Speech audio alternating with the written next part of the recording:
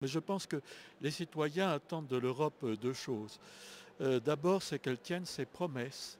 Il y a des promesses de l'Union européenne qui sont de réaliser un espace de paix, bien sûr, mais aussi de liberté, de justice, de sécurité et même de prospérité. Alors, nous attendons toujours la réalisation d'une partie de ces promesses. Une autre partie des promesses a été honorée, et en particulier la promesse de la paix. C'est un très grand succès de l'Union européenne. Mais nous attendons aussi, sans doute, plus de justice, une liberté mieux équilibrée, qui passe par une réflexion intelligente sur le partage entre le public et le privé et ses justes critères. Et puis la sécurité, c'est une question qui reste pendante. Je parle de la sécurité intérieure en particulier.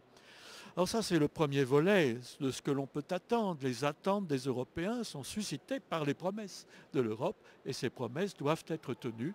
Je pense que c'est d'ailleurs ce à quoi aujourd'hui les principaux dirigeants de l'Union européenne et des principaux États membres sont très sensibles. Et puis, il y a cet autre aspect qui concerne, c'est plus abstrait mais très important à mes yeux, ce qu'on appelle la forme politique de l'Europe, sa constitution profonde. Comment doit-on organiser le processus européen, la participation des citoyens, la participation des États membres, des parlements nationaux? Alors, pour cela, je peux le dire que trop rapidement, je pense que le schéma de l'État fédéral supranational est une grave erreur.